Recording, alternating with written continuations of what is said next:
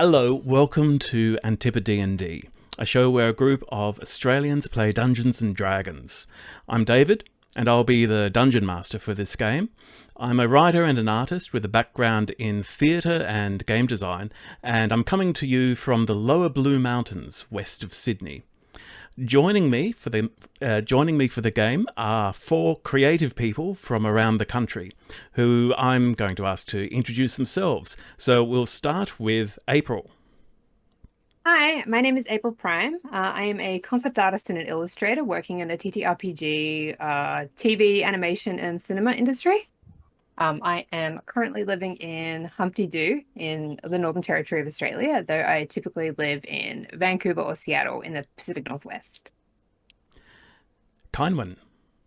Hi, I'm Kindwin Langley. I am a TV writer, game writer, and an author, and I am coming to you from Perth. Doug. Hi, I'm Doug. I'm a miniatures designer and painter, and I teach game design through the week.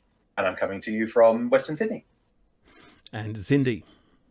Yes, office lady by day, trying all kinds of art and crafts by night, digital art and traditional art, all those kind of things. I like being creative. I'm here in Canberra, the capital city. Thank you very much. So we're playing Dungeons and Dragons 5th edition. It's in a homebrew setting, which is of my design, though there's been a bit of collaboration with the players as well. We're using D&D Beyond and Astral Tabletop to make things a bit easier. We all have different amounts of experience with the game. We've got some seasoned veterans, we've got a few total noobs. I've been playing and DMing for several years, off and on, but I still have a lot to learn, so I'll have to beg your patience in advance. But without any further ado, let's play some D&D. I'm going to begin with a quick recap. We met for a practice session last week where we basically did a quick encounter, a little bit of role-playing, and that's been integrated into our character's backstory. So I'm going to start by recapping that and then moving on to the current session. So the story so far. 4 people from different parts of the supercontinent of Gauld booked passage on a small but fast ship named Farah's Smile, under the command of one Captain Rala Swift. Their destination? The Wandering Isles on the far side of the world, where gods of old, once thought gone, have awoken, and now walk among their worshippers hidden in plain sight.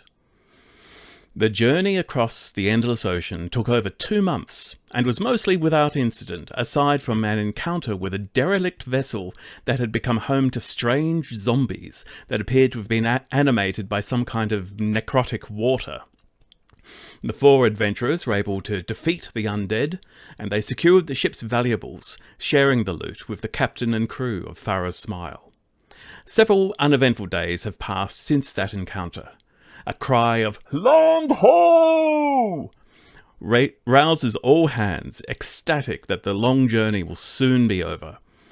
You start passing green, mountainous islands and approach the Bay of Providence. It's early evening. The sun is setting behind a large island ahead of you that dominates the horizon, bathing the thin, wispy clouds above in orange and purple. Captain Swift asks all 4 of you to join her for supper in her cabin. It's the first time any of you have been invited inside the captain's private space. It's not a large room. Farah's Smile was a relatively small brig, and space is at a premium, so even the captain has to make do with a mere 20 by 20 feet, though you're sure you could probably fit all of your private berths into this one room. There's an oak table, weathered and covered in dents and scratches, but with fine silver laid out for each of you. Captain Swift stands as you enter. She's still wearing her maroon-coloured jacket that she's always wearing. She's got dark breeches, her large tricorn hat hangs from a hook on the wall, and you think this is the first time you've actually seen her without it on. She's a half-elf with bronze skin, dark almond-shaped eyes, and dark brown hair in a bob cut. Around the cabin you see maps, trophies, an assortment of trinkets and debris that have been shoved aside to make space for all of you. Above the door that you entered through, the holy symbol of Gemdanen, god of tempests and the ocean, is carved into the frame. Captain Swift says, Friends, do please make yourself as comfortable as possible. And you all take your seat. Take your seats around the table. So just going around in the same order that we introduced the players, could you please describe what your character looks like? Beginning with yes. April. Yes, so I am playing Orsi Lichtenbraun. He is a pretty tall for an elf, about 5'7". He has very long blonde hair, which he keeps in a plait down his back.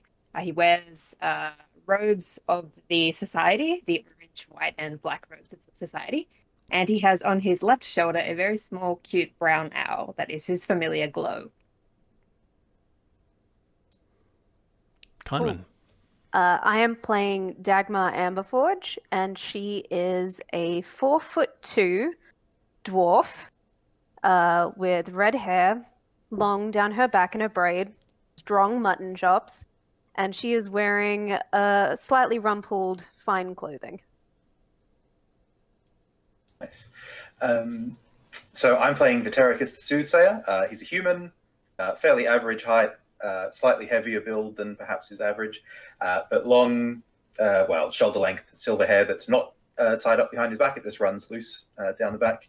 Clean shaven, dressed in what at first glance look like fine clothes, but on closer inspection is well-worked leather armor.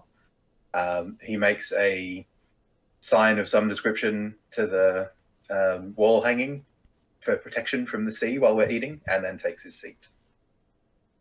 Right, and Morzod, he is, Morzod Grodgubbins, he is a half-orc, so he's pretty tall and pretty broad and kind of on the greenish side.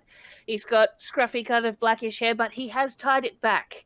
He is clearly making an effort, and his clothes, which are pretty simple, common, sort of the kind of lad you'd see in the tavern. Look, he's picked the ones that have the least stains on them, so you know that he's done his best. And he also takes his place at the table. It's kind of a bit interesting fitting on the chair, but he'll manage. Yeah, it is a bit of a tight squeeze in here for a half orc. Dagmar, I think, is perfectly comfortable in a small, confined space. And of course, it's nice to have a roof above your head at this point. I love how low the roof is in this space. So the steward immediately comes in and starts serving the meal. It's a stew made of salted pork and beef. It's the fresh meat ran out months ago. There's what sailors call bread, which is essentially hardtack. It's designed to be dipped in stew or in vinegar. It is otherwise completely inedible. It's rumoured to be able to stop a bullet. And there's also a fairly fine selection of cheese. So as each of you starts to enjoy your meal, Captain Swift looks around the table and says, so, my friends, first of all, I wanted to thank you once again with that incident with the derelict company ship. We are not entirely flush with crew aboard this vessel, so it's good to have some fine, dependable young folk to send across to take care of that situation for us. I do have to wonder, and please, I don't mean to pry, so don't tell me more than you're comfortable with, but what is it that brings you to the Wandering Isles? Ha! There's Morzod, trying very hard not to bash his hands on the table. He's very excitable, but he's aware that this is the silverware that's out on the table, so he's actually had his pinky up the whole time because he knows that that's what you do when the silverware is out. Anyway, he says, well, I am looking for a brew.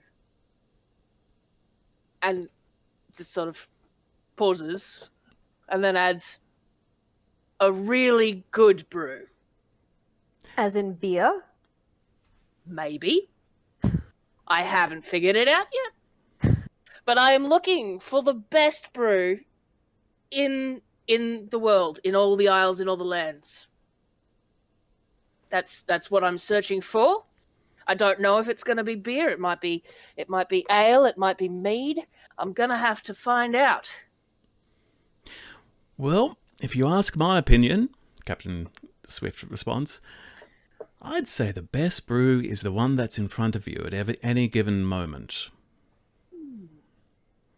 But what am I to say? I'm not exactly a connoisseur when it comes to alcoholic beverages, although I do have a little something prepared for once we've finished our meal, so I'd very much like your opinion on it when the time comes. Oh. Wonderful.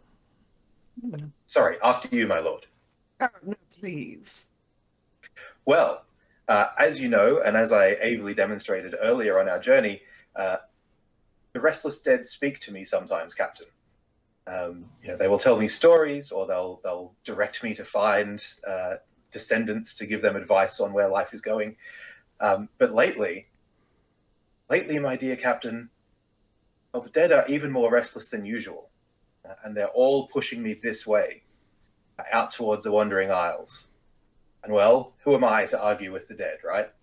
And so here I am, trying to see what it is they have in store for me. I see, these wandering dead of yours, I do hope that it was not they that you did battle with recently. Oh no, not at all, my captain. They were animated bodies. I deal exclusively with the spirits of the departed. Those spirits had long since left. Now, curious. Very. Well. Captain Swift, have you ever... Oh, Aussie has not touched his food, by the way, at all. Not the drink, not the soup, not the bread. Just sitting in front of it, not touching it. Good sir, does something disturb you about the meal? I'm watching my figure. No, thank you. Oh, I see. Perfectly understandable. If you have any tea, I'll take that later. Tea. She snaps her fingers and nothing happens because the door's closed, and she tries to get up and it's too cramped in this space. She's actually not going to be able to get to the door. So whoever's closest to the door, she no, this is, can somebody just bang on the door for me, please? I think Mozart can reach. I'm just going to lean over and thump on the door. Mm-hmm. Bang, bang, and it almost immediately opens up. And the bosun, the halfling bosun Grundy, with the dark skin and the fuzzy white hair pulled back into a ponytail. Quite an old halfling, sort of looks in and says, "Yes, what can I help you with, Captain?" And she says, "Tea, please." Thank you. In the middle of the meal? Yes. Oh, just the one. Just the one. This fine gentleman here is not feeling particularly hungry at the moment. As you wish. I'll have the steward sort it out. And he closes the door. Thank you. Sorry for the inconvenience. Now, Captain Swift. So do tell me that you're going to the Wandering Isles to search for the perfect tea. Ah, more brew! Well, that too, I suppose. But have you ever heard a story about the city in the clouds? The city in the clouds? No, that one's new to me. Do tell. Well, if you hadn't heard it, I'd really rather not. But... Oh. I did notice that you have a symbol of Gendanon above your door. I assume as a sailor you worship him too, yes? Yes, as far as anyone can be said to worship Gendanon. Have you seen him? I've seen his works, I think it's fair enough to say. I see. Have you? Seen him, Not... that is? Well, you could say that I got up very close and personal with one of his works at some point. So, yes, I'd really rather not speak about it over a meal. But, yes, I suppose I'm going to the Wandering Isles just to look for a little bit of a legend. I do work for the Society, so always after artifacts and legends and stories. Oh, wonderful. Oh, the Society do excellent work, I must say. I've actually done a few jobs for them myself. A little bit of, moving things from one location to another. How lovely. Perhaps we can hire you again when we come back from the Wandering Isles. Oh, I should very much like it. If you could put in a good word for us, that would be greatly appreciated. Open my little book, and I just take a note down. And he's in his book now. He's not really paying too much attention. While Lord Lichtenbrown is in his book, Dagmar slips, or attempts to slip, some of his silverware into my pocket. Okay. Of course, the very first roll of this game is going to be a sleight of hand roll, please. Sets the mood. We got a 17. Wow, that's really good. That is pretty good. Let's see.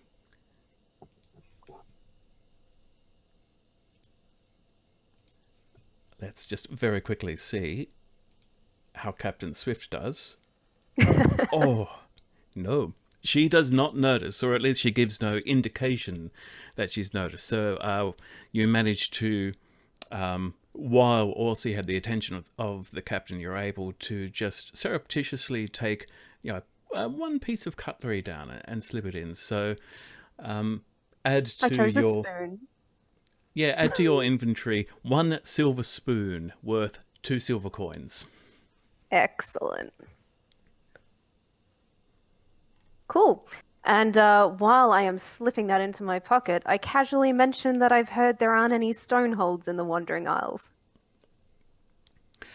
Ah, then your information must be out of date. A new one has recently been discovered, or at least so I've heard. We have a crew member who recently returned from the Wandering Isles before joining us for this journey. He reports that a new stonehold called Skald was discovered just a few months ago. Apparently it's currently being excavated. Did he mention anyone who might have been associated with that? Any families at all? Not that I'm aware of, but then again, he, not being a dwarf or one of the member of the Stonehold states, did not seem to be particularly interested in the politics behind the discovery. He was mainly interested in trading opportunities and so forth. But he did seem to... got the impression that it was a Stonehold that was particularly, shall we say, devoted to Deragandali. He, to an almost fanatical level, was the impression I got from him anyway. Okay, we're fine. Dagmar briefly looks relieved and then mentions that she's also in the area for a little bit of adventure, a little bit of travel. Adventure and trouble. Well, from what I've heard, this is the place for it. I'd sort of avoiding it myself, but of course, having now made the 2-month journey, I am quite excited about what we might be finding in these waters and upon these lands. And it's about this time that there's a knock on the door and the tea arrives for Orsi. Thank you. And as you finish up your meals, Captain Swift reaches into a liquor cabinet that she could barely get the door open because of how everything's been crammed up against the wall. And she pulls out a rather stout-looking wine bottle. And she says, "And now I wish to propose a toast. So first, please," and she puts some glasses out on the table, unstoppers it, and pours out what Morzod, you as you're seeing, you see this has got to be some kind of brandy from the color and the aroma that's coming out of it. Morzod's starting to look almost reverent. He is fixated on what's going on here. And she stoppers it up, and I assume you're going to want to get a closer look at the bottle. Absolutely. So you can see the label on it it's a simple label with a drawing of a swift in flight, and the text says Swift Winery, Jiaozuo, and I'm very sorry to any Chinese viewers, I'm sure I got that pronunciation wrong. From the year 712, this was bottled, apparently, making it about 70 years old. Well, that does promise to be a good drop. And so she distributes these small glasses to each of you, raises one up, and says, "Friends and adventurers, to new beginnings." To new beginnings. New beginning. New beginnings! Then there's another knock on the door. "Yes, come. Door opens and it's Bosun Grondy again. Begging your pardon, Captain, but, well, something strange is happening. Strange? Yes, well, you remember it was good skies, good conditions, pleasant weather, expecting to make landfall by morning? Yes. Well, that seems to have changed a bit. Would you care to come and take a look? And Captain Swift sort of looks around and says, I'm sorry, my friends, I'm going to have to ask you to make your way out so I can make my way out. Right. I get up and go outside. Sanglow out too. So you all sort of pile out with Captain Swift coming behind you, and as you step out onto the deck, look around, you can see just 30 minutes ago, thin wispy clouds, beautiful sunset, mostly, clear except for these high, this high brightly coloured lacework, and now it's overcast, but it seems to only be overcast, like there's a ring, a circle, a disc, a heavy disc of cloud above you and above the coastline ahead of you. You might still just be able to make out a bit of light, fading light in the distance. It's almost nighttime though, but it's as though out of nowhere there's this sudden dark blanket has settled over everything.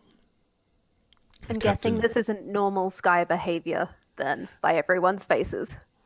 No, the captain says, this is normally the kind of thing we see on the horizon before it reaches us, so this is a bit strange.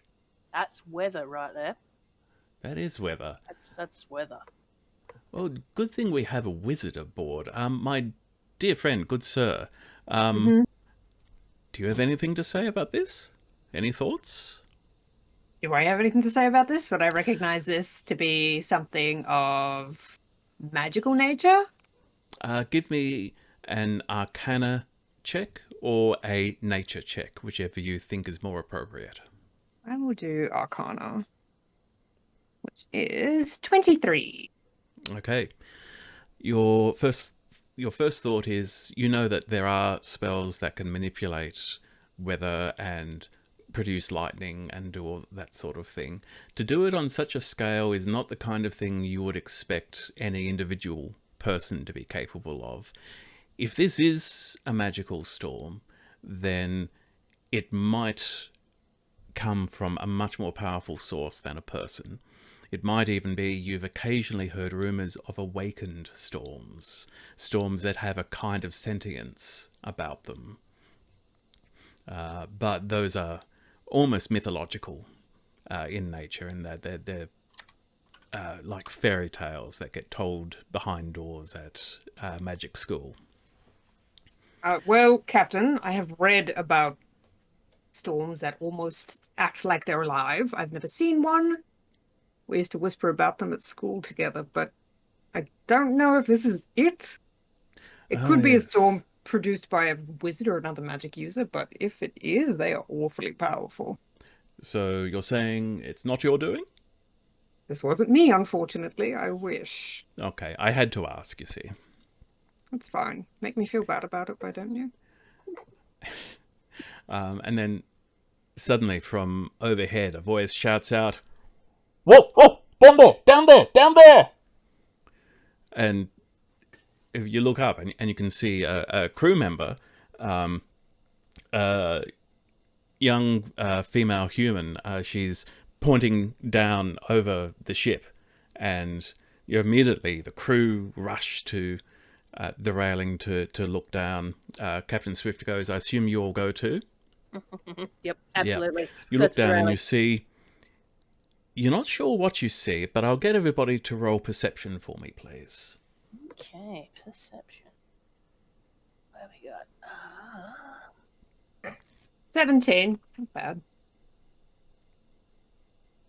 I've got to remember where my perception 4. That is a 9 for Vatericus. Okay, and we're back. We've just sorted out a little technical issue. Cool. So persuasion, please. Morzard. Perception? Perception. Perception. All right, I have rolled a 14 plus 2. We've got a 16 on perception. 16. Okay, so Orsi and Morzod, you're the only two people who notice this. Deep in the depths beneath you, you get just a glance of a glowing light. Maybe a few points of glowing light that move and then disappear, like they're sinking away from you. I don't think that's weather. Captain Swift, did we tell you what happened on the boat that we were on? We did, didn't we? Yes, you said some strange zombies that had, some kind of necrotic water flowing through them? Well, yeah, you haven't heard of anything like that before, right? No, that was definitely new to me. Would Morzod have heard any stories about that from those sailors? Last episode he Necrotic did- water? Last episode, No, he was no, sailing that a is lot. No, they didn't know either. that is new to you. Okay. Would I think that these are connected? Was the water in any way glowing when we were there? It wasn't, was it? It was just like... It wasn't. No, it just looked like plain water, spooky except water. it seemed to move as if it had a life of its own. It did run Well, away once we were done beating up its fellas. It did seem to retreat back into the ocean. Can I take like surely my component pouch there's like a rock or something in there? Yes, I'll say you have a rock. Sure. I'll just have Glow fly a little bit over the water and just drop it in. Not close to Okay. the ocean, though. See if it reacts. So this little burrowing owl just dashes out with this stone, drops it. The rock disappears into the depths. Nothing seems to happen. Doesn't seem No to reaction. have drawn come back? any attention. Captain Swift looks back up to the rigging and sort of yells out, "Silver, what did you see? Was it just a glowy thing?" And she says, "It was... Look, if it was more than just a few glowy things, it was like a string of them. Like, I don't know what to say. It was..." And then boom, the entire ship is suddenly rocked as if something has struck it. I'll get everybody to give me a dexterity saving throw, please. Dexterity save. Saving throws are on the left side. Oh no, I got a 9. Oh wait, saving throws. Yeah, they're in the little box Oh, up in so the very they are. corner. Yeah. Okay, yep, so I rolled completely the wrong thing. Okay. Dexterity, you said? Alright. Yes. 7. Alright, I have a that's +3 to Dex too. That's embarrassing. 15 total? That's a dirty 20. What's the difference between... Oh, wait, no, I found it. Sorry. That is an 11. Okay. Everybody except Orsi is fine. Orsi, with this lurch of the ship, you find yourself flat on your back. It just completely knocks you down. And there are immediate shouts from the crew. What the hell was that? And the captain says, all right, I want eyes everywhere. Spread out. And he turns to all of you and says, you might want to go arm yourselves. Just a thought. Orsi stands up really quickly and acts like he didn't fall over. So for the course of dinner, you weren't carrying any weapon larger than a dagger, just because of the restricted space in there. So if you would like to, you can quickly head back to your berths and gather your fighting gear. Absolutely gonna get that stuff, get that mace in hand. Orsi's going to stay above deck and just like flick open the contraption that holds his spellbook to his thigh and just get ready. Dagmar dashes down and gets her bow and her short swords. Yep. I'm just going to grab my rapier. I imagine it's just sitting in my hammock, so I'm just going to grab that and run upstairs. While they're down there, can I send Glow up, like to the crow's nest? Can she see anything? Yes, there isn't a crow's nest on this ship, but there is. They can quite happily just perch on the highest mast. Yes. So are you going into sort of the slightly catatonic state so you can see through Glow's eyes? No, not with the ship listing around. I'm just going to ask her what she sees. She can tell me what she can see as long as she's within 100 feet. Okay. Yes, it is within 100 feet. So Give me a perception roll for glow, please. Ooh, owls are pretty good. Let me just get my owl stats. So I do have advantage on anything to do with sight. Okay. And it's becoming rather dark, but I assume. Oh, owls yeah, if it's dark. I I don't think they do have dark vision, actually. Oh, no, they do. They do. I'm thinking of cats.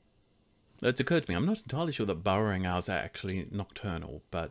Yeah, I feel like that's a call for you to make, if you want, because her species doesn't really go around at night. I mean, she's a fae, but you know, she's a burrowing owl. Well, I'll say dark vision. She has dark vision. Okay. Let it be remembered that I am a generous DM. You are. Okay, +3 to perception. Let's do it. 9, 10, 11, 12. 12. The impression you get back from Glow is that there is something under the ship, and it's large enough to be another ship or something else. Would I make the connection that this had something to do with the masts being ripped off the other boat? Do I feel like this creature underneath our boat is big enough that it could attack us in that sort of way? It could. I mean, if it's a creature, if it's something else, but there's no way to know at this point without knowing the nature of the thing. Seeing it. All right, I'm gonna have Glow back on my shoulder. Okay.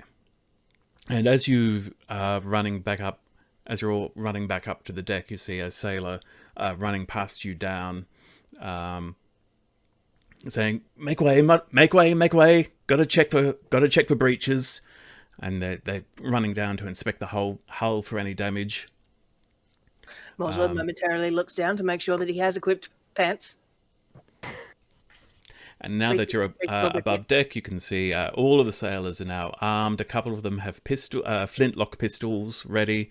Everyone has cutlasses.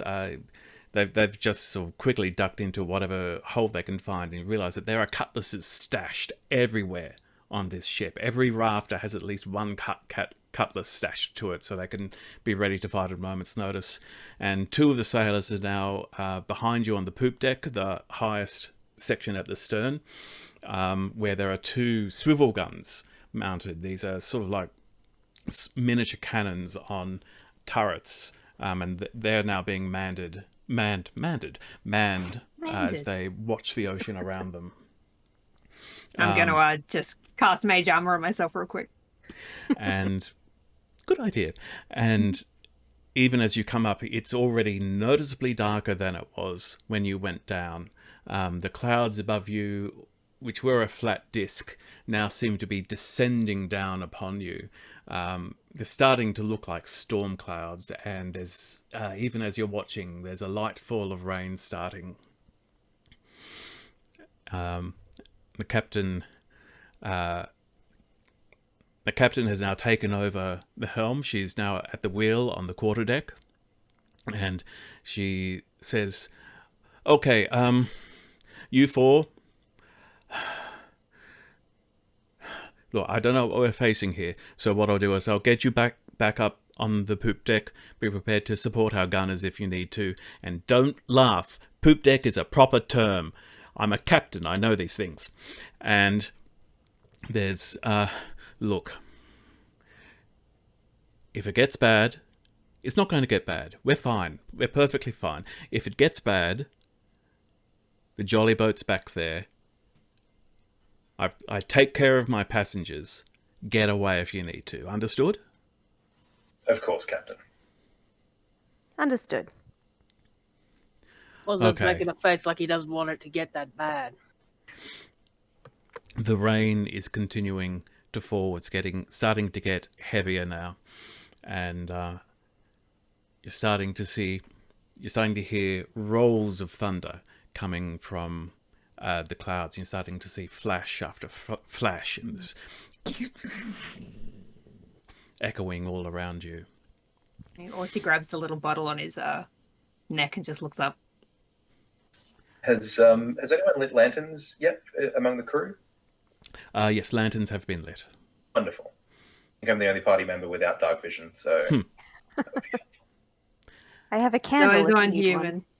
In the rain? In the rain? That was April and was he talking? And then Sua, the female human who's halfway up one of the masts, suddenly yells, "There! There!" And then before she even finishes, this enormous thing erupts out of the water next to the ship. First thing you see is this enormous maw, this mouth, sort of triangular shaped with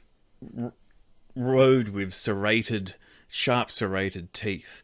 These two small eyes up the front. If any of you have seen a gulper eel, or also called a pelican eel, it's just this massive mouth like that. And as it rears up, the head seems to be attached to this torso, almost like a huge whale. You've got this thick, muscular body, but instead of flippers, you've got these arms or claws coming out, like these massive scythes, and like a mantis shrimp. And then you've got this segmented carapace running down from the top of its head down to its back, and the rest of it vanishes into the ocean. But you can now see that there are these glowing dots running down the side of its body and its back, like some kind of bioluminescence, and it's vanishing all the way into the dark. And you can see that it seems to go much, much deeper and before disappearing into the murk below you. And this enormous thing rises up with its jaw open and just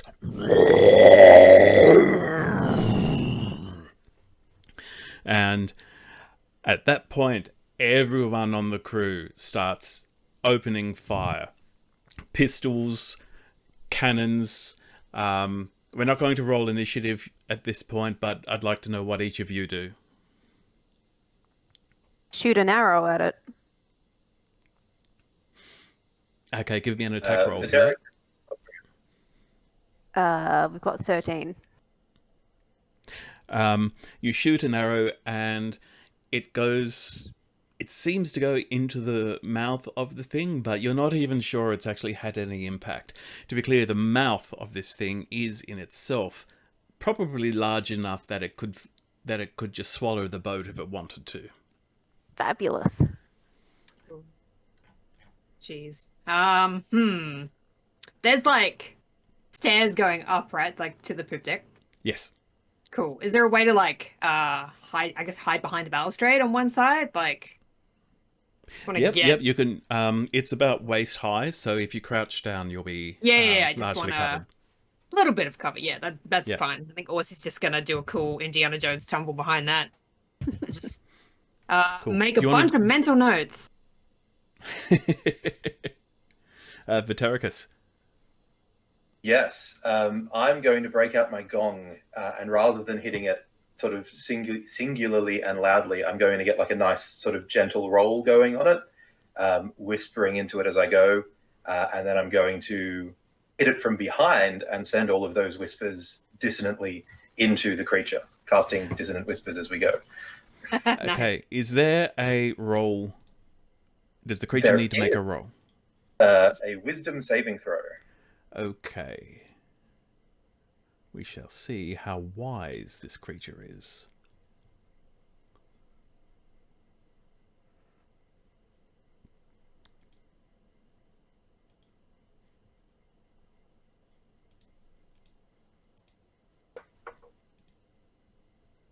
And not very wise, apparently. So, it fails its wisdom saving throw. What happens to it? Wonderful. Okay, so first off, it takes 3d6 psychic damage, which we will make 663. That is 15 damage. And you know what happens? Yes. The creature instead decides to use its legendary action, its legendary resistance, to just succeed that saving throw instead. Okay, well, and with that, you find yourself thinking, oh, this is very dangerous. This might be a bit beyond you. Yes. So it takes half that then. So that's 8, I think. 7.5 damage. And doesn't have to run away from me. Cool, because, and I'm sorry, it would have been hilarious if it had, but it does have the legendary resistance. That's fair. It was a long shot, but it was worth it. Morzod. Morzod is very well aware that he is a close range sort of guy, and it's over there and he's over here. So are there any sailors nearby who need, like, cannonballs rolled across to them and stuff? Because he'd probably help with that. Okay. Yeah, the gunners on the poop deck are in the middle, hurriedly trying to reload their weapons, so you can help by just lifting up lifting the next shot. Yeah. Aiding with powder and all that kind of business. Yeah, that's what Morzod does until something of that creature comes over here so he can bonce it. As you're looking around, you can see the only person who hasn't reacted is exactly as being Captain Swift. She hasn't taken a shot with a pistol. She's just, for a moment, she seemed to just staring at it, dumbfounded. That's fair. And then she just yells out, "Oh, come on! This is not what I had in mind." And That's a mood. This creature continues on its way and then sort of dives down again. And the splash itself is enough to rock the entire boat. Not enough to throw you all off. And as its body arches by, you all feel a strange sensation, like, the hairs on your back are starting to rise. And then lightning streaks down from the sky, hits the creature, and then spreads out into the crew members aboard the ship. 3 bolts of lightning shoot out. Oh dear. Horsey stands up. And one of the crew members actually succeed in their dexterity saving throw. Oh, that's nice. Which the one? means Good for them. which means they only take half of the 10d6 damage, which isn't enough. And just like that, 3 crew members are just fried, including poor Sua, who is halfway up the mast, and her fried, blackened body is just thrown clear and disappears into the ocean. That's terrible. And at this point, Captain Orsi turns to the 4 of you and says, "We're losing this. Abandon ship now." And she turns around and yells out to the crew, "Abandon ship! We are not surviving this on this boat. Everyone get out of here!" And the boatswain Grandi says, "Captain," and she says, "You too, get out of here." But you can see she is still manning the helm, trying to turn the ship away. The creature comes up again, and with another burst of lightning,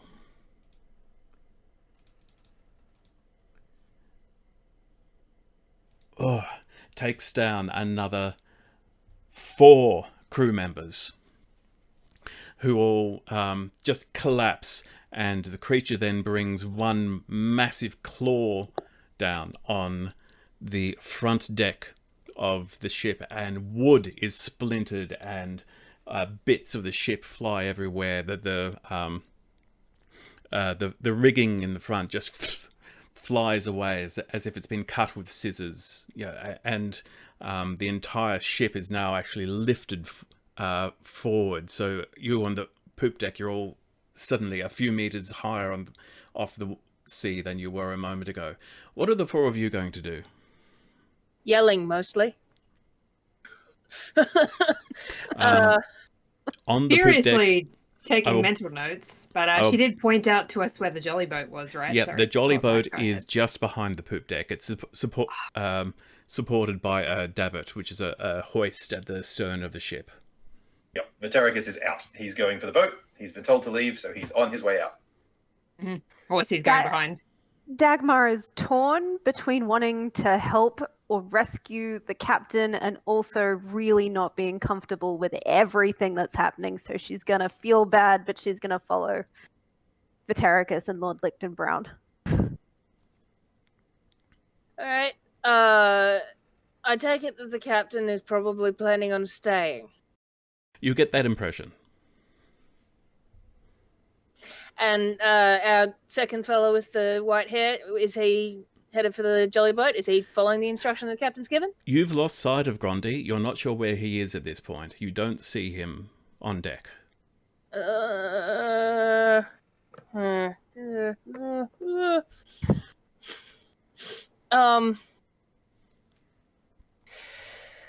Mozart's following instructions.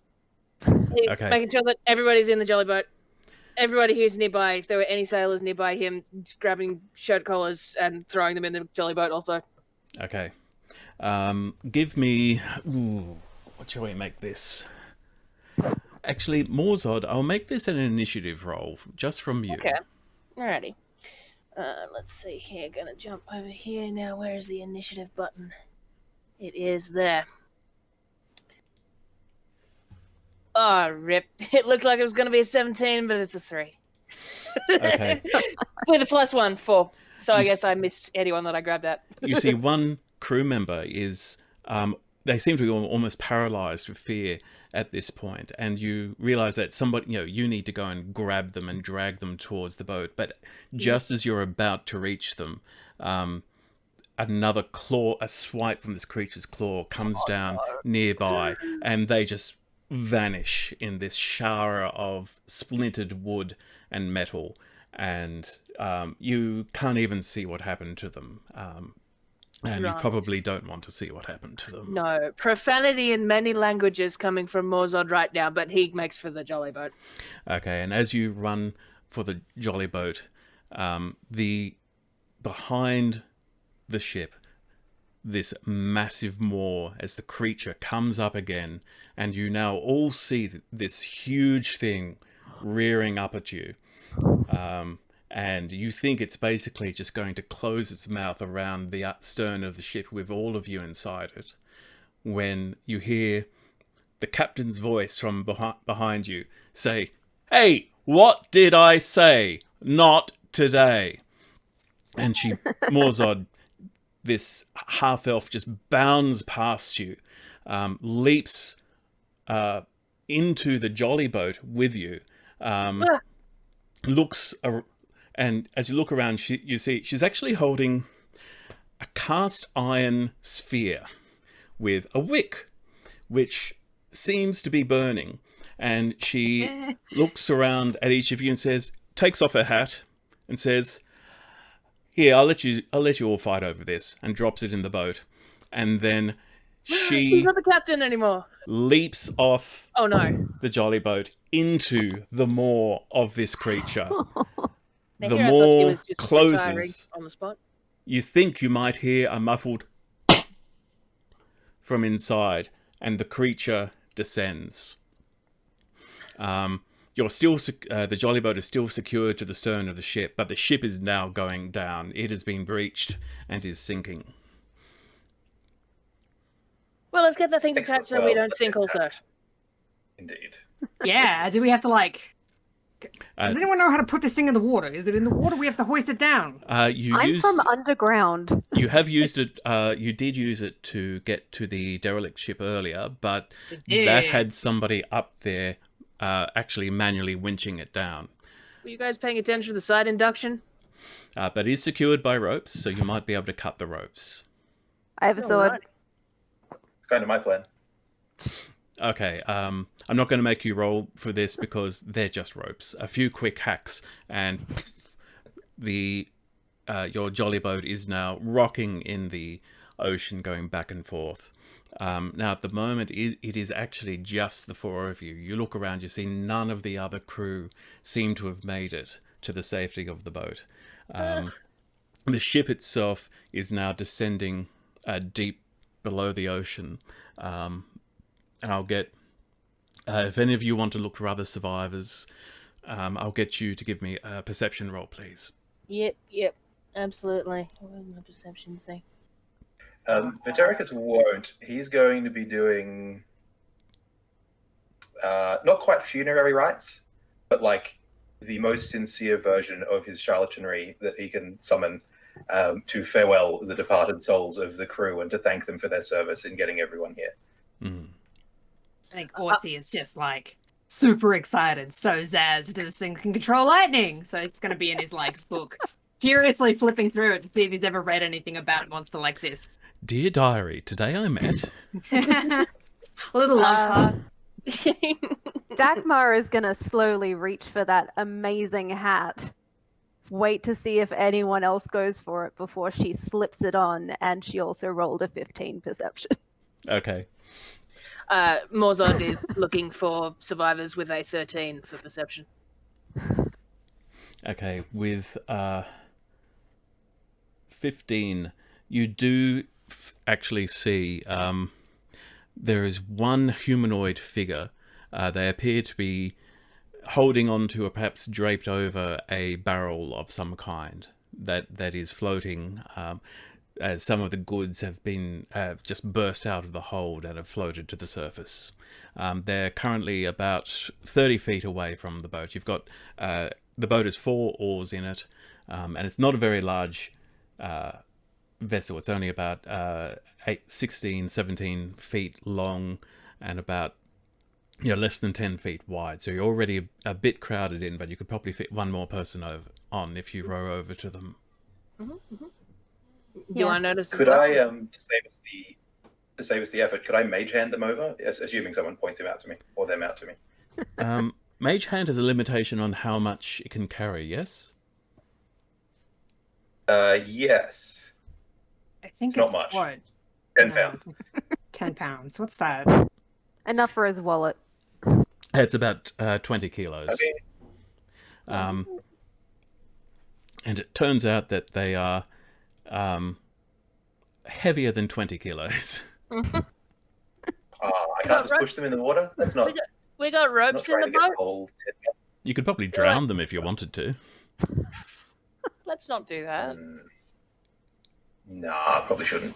All right, let's row over. Yep, Morzod is an oar. Giving it a solid crack. Possibly 2 oars.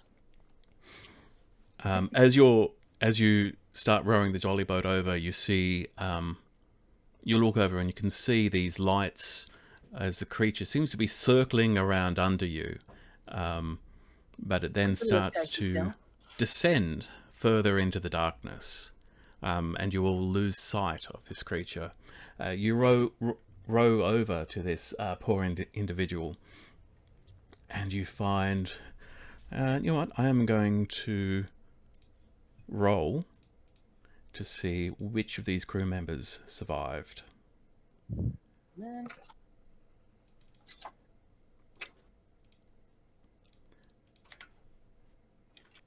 Okay, number 7. Who is 7th on my list?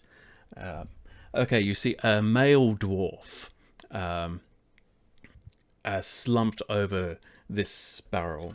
And as you move in, you see he actually seems to be barely conscious. There seems to be a injury on his head and there's blood running down the side of his face, and his eyes are sort of not quite open. He seems to be looking around, but he is not apparently aware of much of what's going on around him at the moment. All right, well, can we haul him in? Yep, give me an athletics check, please. Athletics. Oh man, I am not rolling well today. I got a total of 6. Ooh. That You is try not and cool.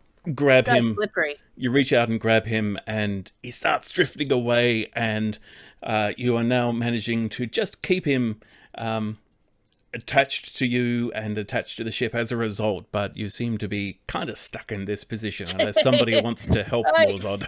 Oh, do you want to give me a hand here? Dagmar grabs the back of his vest and gives a yank. Okay, Morzod, can you roll again, but with advantage this time, please? Okay, so that was athletics, wasn't it? Athletics, yes, please. Yeah, athletics with advantage. Holy ever-loving, total of 14. That is good enough. Between the Okay. two of you, you manage to pull this sodden dwarf onto the boat. And they still seem to be either unconscious or semi-conscious. You're not sure about their state, but they've definitely taken some nasty injury during the action. Ooh, poor bugger. If anybody wants to give me a medicine check, please do so. If you're proficient in it. Yo, I have that. Okay. Well, that's better. A 21. That's pretty good. Okay. Very quickly you work out, yeah, he's taken serious injury to the head, possibly fractured his skull. Without immediate medical help or some kind of magical healing, he might not survive the night. Okay. So Real quick, like, how far away are we from the ship at this point? Like, Okay, you've started drifting away from the ship. You're now about 50 feet away from it, and it is... okay, is the water choppy? Like, are we... It's still kind of storm, right? It's still kind of Yeah. stormy, but it seems to have settled a little bit. There's no longer all these bursts of lightning about you. It's just... Is it raining really heavily, or is it... It petered is out a raining little bit? heavily, yes. But the lightning Okay, is okay, past. I'm not gonna... Yeah. Okay, I'm gonna put Glow in my coat. I don't want to send her out. In that case, Morzad, my friend, why don't you man the oars and get us out of here? With I all will real soon, but I'm gonna drop a cure wounds on this guy if that'll help. seems fair. Okay, and that's... can you please roll for the amount of healing? Yep, so it's 1d8 plus 2, which is a total of 5. Okay.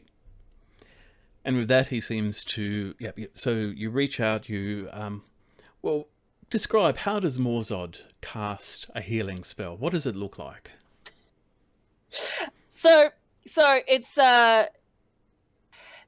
he does put his hand on the tankard, which you have never seen him without. It's been on his belt the entire time, and it's got his holy symbol carved into it. It's clearly his very important tankard. He does put his hand on that, but then he leans over our dwarf friend.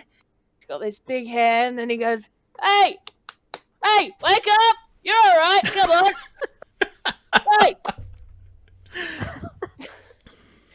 And you know, if you've got your Arcana turned on, you can tell that something does happen there, but it sure looks like waking up somebody who's just been a bit drunk and fallen over. And with that, the dwarf, for a moment, you know, his eyes had been sort of rolled back a bit. He goes, See, that's better than it. and it looks like he's actually now fallen asleep. But you get the feeling that you have stabilized him at least. Good. All right, now I'm picking up the oars. Okay, the ship itself, the good ship Farrow Smile, is now below the waves. It has disappeared, possibly forever. And aside from a few odds and ends, pieces of cargo that are drifting, one of the masts, a few bits and pieces, there's nothing left to see. There are a few other individual bodies floating on the surface, but a quick inspection shows that they are definitely dead, and there is no sign of Captain Swift, no sign of Bosun Grundy either. I tip my new hat in their direction and raise my stolen silver spoon. Salvaged silver spoon now. My no, memorial that's silver spoon. Oh, he's going to close his book finally, and he's going to step onto the bow of the jolly boat. Can he see shore? Are we headed towards shore?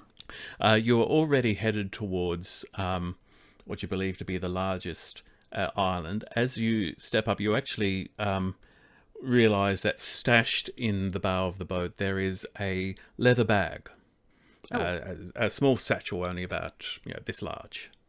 Gonna grab it out and have a rifle through it. Okay, inside you find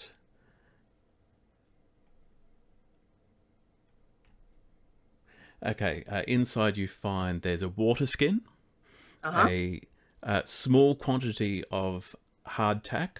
It looks like you guess it would be enough for 4 people to be maybe 1 day's worth of rations. There is also a cracked spyglass and a roughly drawn map, Ooh. which I will take you all to in Astral. Wow, maps. I just let everyone know I found a map. Ooh, Hurrah! Rowing what's grunts. the map off? Okay. Well, it certainly wasn't drawn by a cartographer, that's for sure. It's hard to tell exactly who drew this, but the impression you get from a quick glance is you might be looking at part of the Wandering Isles. It looks like this is part of a little survival kit that somebody put together just in case somebody needed to abandon ship. And for that, somebody scribbled together a look, if you're there, if you're lost at sea, this might help. With I the am questions that concerned I by the asked, skulls. I mean, we did just get our boat just got smashed to bits by a giant sea monster, so yeah. With the questions that I asked last game, I do recall I was told about the Undella Range and also a volcano. Would I assume that that is the volcano that I was told about? That seems quite likely. Right. I have a But- vague idea of where we are based on the questions I asked yesterday, but What I might do is ask, would someone like to look at this map and roll a survival check to try to work out where you are? I'll have a go. It can either be two of you rolling separately or one rolling and the other helping, and therefore giving the first one advantage. My survival is very bad. so is mine, but Mine's Mine's pretty I'm pretty good with good. maps. Mine's pretty good because it's wisdom based and I got a +2. I will hold the map in front of Morzod's face and just explain the parts that I was told about. Can you Okay. triangulate where we are? Rolling with advantage on this one then? Yes, go ahead. Okay. Oh, I got a 12. A 12. Okay. I'm squinting, I'm rowing, I'm squinting. It's raining. So It's using raining. both We've had a stressful day. the map and the spyglass and a rough understanding of where you're going, what I'll do is... Can someone please give me a history check? This will I would be help. happy to. Ooh, no history from me. Nope.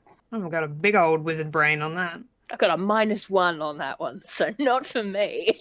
That is a 18. 18. Okay. So as you're looking through the map and the various details on it, Orsi, one thing stands out to you. You notice up here there appears to be a skull drawn onto the map. And you've heard at some point from one of the sailors as you were traveling something about the island with the massive skull on it. And you think they were actually speaking quite literally, like somewhere out there is an island with a really, really big skull on it. Oh, very And Guy in literal. a purple jumpsuit living in there? Anyway. And you then have a vague memory of sometime before the captain invited you all into dinner, somebody sort of on deck, looking off to the north and saying, wow, that really is a big skull. So from that you gather you are somewhere south of the big skull, and then Morzod, based on that information, you're able to look at the various land masses around you, identify a few more distinguishing features, and I'm going to, Morzod, place you on the map roughly where you think you are. Okay. Alrighty. Actually, more like, about there. Yep. Okay. So Cool. you have shore directly to the west of you. Yep, I think we should just head over and land over there. Which direction? So we're going west. That's where we reckon the West. land is. I do have navigator's tools if that helps us get to shore at all. I assume that all includes, say, a compass, a sextant, that sort of thing. Yeah, Yeah. I think Yes. probably at this point the compass is mostly what we need. If Yes. Morzad figures that we just need to head west. Yeah, with the compass, you can very easily work out, that is west. There must be land there. You're ultimately headed for the port of Providence. That was where you all booked passage for. You're not entirely sure where that is in relation to all of the symbols on the map, but it can't be far because that's where you were headed before you were wrecked. So you head west, and now I think would be a good time for us to take a short break. Welcome back. We've just had a short break, and we are continuing with the game now. So our heroes, are they heroes yet? Our adventurers are adrift. Let a bunch of people Abandoned the die. ship. A bunch of guys. Our fellows, our friends, our random assortment of oddbods have found themselves adrift in a region called the Bay of Providence in the eastern part of the Wandering Isles. Their ship, the good ship Faros Smile, is now at the bottom of the sea, along with most of its crew, and apparently its captain and bosun also. Our four adventurers have managed to rescue one crew member, a dwarf who is currently asleep, having been magically healed from what appeared to be a life-threatening head injury. And while he's snored away at the back of the jolly boat, they've been rowing steadily for hours now towards the coast, until they finally, it's now the middle of the night, or around midnight or so, and they finally come to a beach, and they beach the jolly boat up, and waves are coming in it, but it's the sea has calmed down. The choppiness, the storm that seemed to come out of nowhere seems to have gone to nowhere also. It was, you can't help but take it a little personally. It almost feels like somebody was out to get you. And as you beach your boat and flop over the side onto the first solid ground that you've experienced for over 2 months now, what do you do? I think Orsi's gonna Dagmar just falls. go on. Dagmar stumbles out and falls flat on the ground, kind of hugs it a little bit. Yeah, Morzad is also going to go for the lie down because he's probably been rowing for a large portion of the time that since the boat sank. So, yep. Flat, just going to take a moment. And for all that time, Ors has been writing, and he finally shuts his book and just grabs Vitericus by, like, the robes and just shakes him, and is just like, "That was amazing! Did you see that thing? It was huge!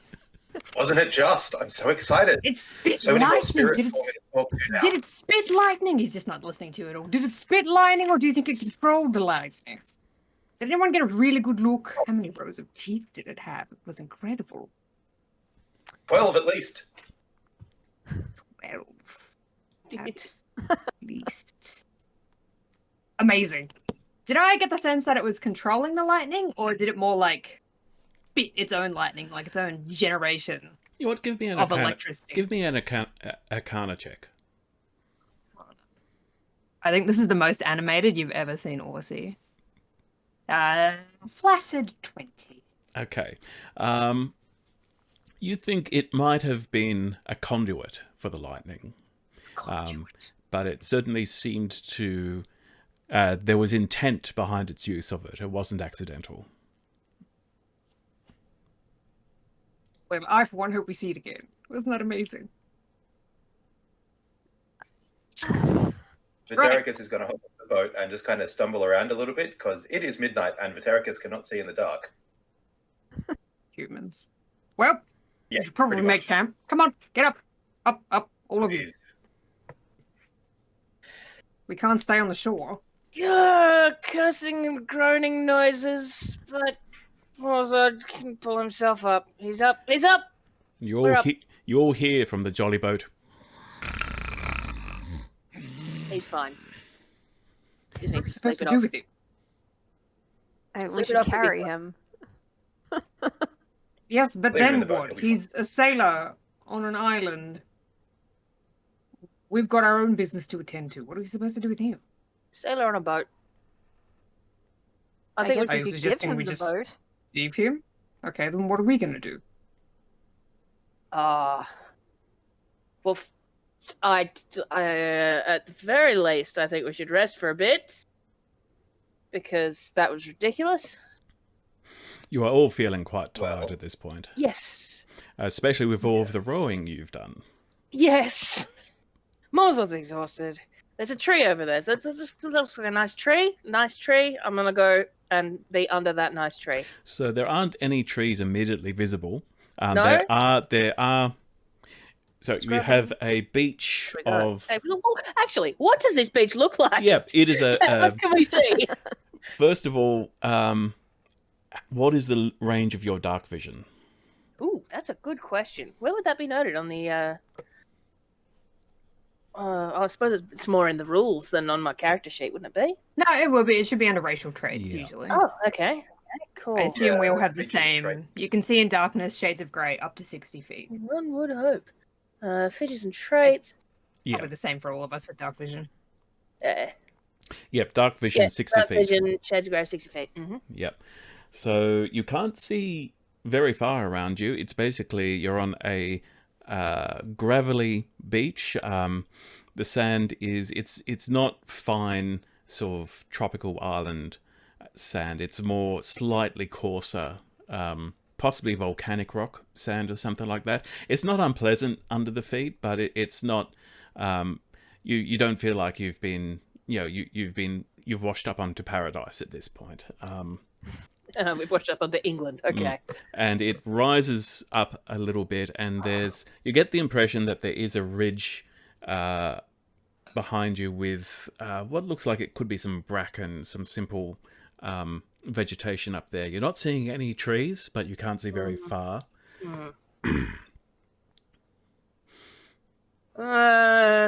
And it is rather cool outside. It's not cold, it's not below freezing or anything like that, but you'd think it's probably about 15 degrees, maybe getting cooler. So it's That's a brisk night. Celsius for anyone who doesn't know Yes, Celsius. 15 gonna degrees say, Celsius. That sounds like sane points. Well, I Well, think we should start a fire. Well, we shouldn't do it here. We should probably Yeah. move up a little bit. Looking at There's that a- map that I found, is there any indication that we are near a settlement? Like the little dots on the map, do I think they're anything? I'll mark roughly where you think you are on the map. You think you're about here. you can pop me wherever that is. Boom. I am the Morsord marker. You And may navigate by me. it is up to you to interpret what you're seeing there. How about we have a look, go up on that ridge and see if we can see anything. I mean, it's a little hard to tell distance with this map. Yep, nobody But- put a scale on it. No. This is what happens when you don't have a cartographer. I'm gonna send Glow up to see what she can see. Probably not Ah. very much.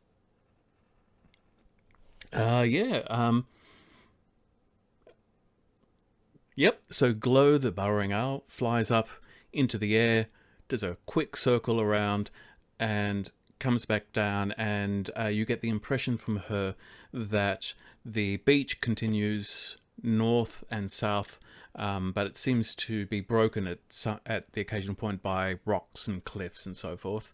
And there is woodland to the west of you.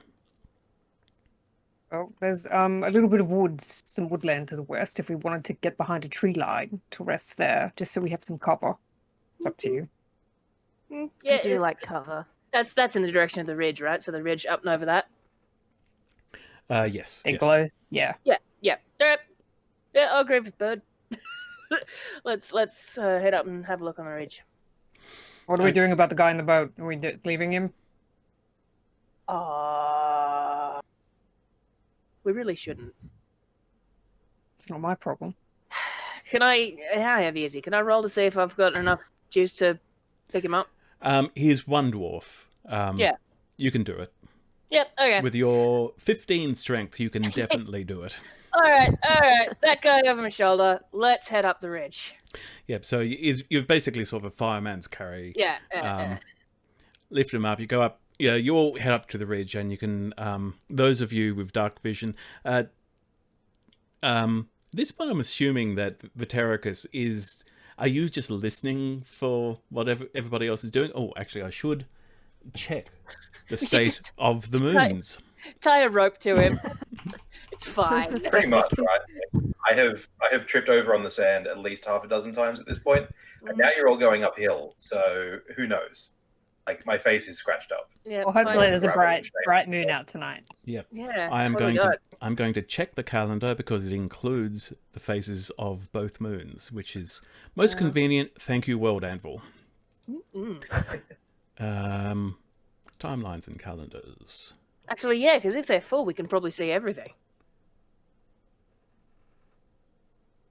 Always astounds me how bright some good moonlight can be. Actually, two of them. Yes, two of them, absolutely. Okay, so it is. Oh wow! Okay, it is the first day of the 12th month, which is the month of Havelnid. It's actually a 13-month solar cycle. So you're 2 months before the end of the year. The first day is it's a moon's day. So there are 7-day weeks. We're not going with 10 days. We're going with weeks of 7 days, which are Moon's Day, Trials Day, Wine's Day, Thirst Day, Fear Day, Revel's Day, and Sun's Day. So Sun's Day is Sunday, Moon's Day is Monday, and it all sort of corresponds to an extent. So it is Moon's Day, the first of Havelnid, and the bright moon is roughly 3/4 full. So it is relatively bright. It is relatively bright enough that you are not stumbling over your feet, Vitericus. You can make your way, and it doesn't take too long for your eyes to adjust. The dark moon is just a thin sliver of barely discernible red. Harder even than usual to see because of how bright the bright moon is right now. Groovy. So you trudge your way up the embankment up to the ridge, and shortly beyond the bracken you can see where the trees start to appear. You've got bushes, trees, and you make your way in. The trees themselves are they're not enormous. We're not talking about huge gum trees. These appear to be more almost like cabbage trees like you'd get in New Zealand. They're not particularly enormous, but they look like they are old and well aged. They're very crooked, and they go all over the place. And you can hear the occasional sounds of nightlife. Somewhere nearby, you can hear an owl going boop boop boop boop. Glow hoots back, but she doesn't know what it's saying. Do burrowing owls hoot? I don't think they hoot. I think they just kind of make a purring sound even. Ooh, a purring owl. I'm in love. She definitely doesn't hoot. She's not really an owl. She's a fae. So she can really make whatever sound she likes, I guess. Pretty much, yeah. Within the confines of an owl's vocal cords. Well, should we make camp here? Just beyond the trees, or? Alright, looks good. I'm done. All right, can somebody give me a survival check just for finding a good campsite? Okay, so yeah, my survival's +2. I'll do that. Is someone going to help Morzod do that? Mine's +4, so I can lend a hand if you want. You roll and I'll assist. Perfect. Okay, can you role play that interaction? How you decided which of you is taking charge of setting up the camp? Okay. Absolutely. So, I would imagine Morzod, you've sort of picked a spot and gone, this is fine. Mozart is trudging. He's looking for a flat spot to set the dwarf down. He's very tired. Very tired, Mozart. This look good. This look good. Morzod, my friend, I think you'll find that we're actually still a little too close to the beach here. We're up, a little ways, but if the bank gives way, we're all just going to roll all the way back down the hill, and that's not a particularly pleasant awakening. All right. You pick the spot then. Okay, Vitericus, please roll well- survival with advantage. Look, what I'll get you to do, Morzod, is I might need you to clear some bracken later on if I find a good spot that's just a bit hard to sleep on right now. Right. Need somewhere to put this dwarf down first. Right. Okay, that is a 15 plus 4, 19. 19. Good spot. Excellent. You're able to find a spot that is not only dry, it's actually somewhat sheltered. You've got a few trees overhead. It's not raining at the moment, but you think that should it start raining, you might be able to keep protected anyway. You're still close enough to the ocean that you could hear it. You can still smell the sea spray, but it's, in a sense, you've all been smelling that for 2 months now, and you're becoming aware of the smells of the forest, of the earth under your feet, of all of these scents that you'd actually forgotten existed in the world, and you're finally being reminded of. Are you setting up a campfire? I think we probably should. Seems like we should. Okay, you're able to find there's actually enough fallen branches that you don't even need to cut down any trees or anything like that. You're able to pick up enough kindling and logs to start a simple fire, and you're all finally huddled around, and it's warding off the worst of the cold that's around you. So we can still see the ocean, you said? You Hear can it and smell it. You can hear it. It's no longer quite within sight of you, but it's out there. Be over the ridge. When we were walking towards the trees, was there any hint of that storm cell that creature was under, or is it dissipated? Seems to have dissipated. The fact that you can see both moons so clearly makes it clear that the clouds have gone. It's a cloudless, starry night. Lovely. Wonderful. Well, I'm not going to be much use on watch, so I'm just going to get a quick 8 hours in. I will see you all in the morning.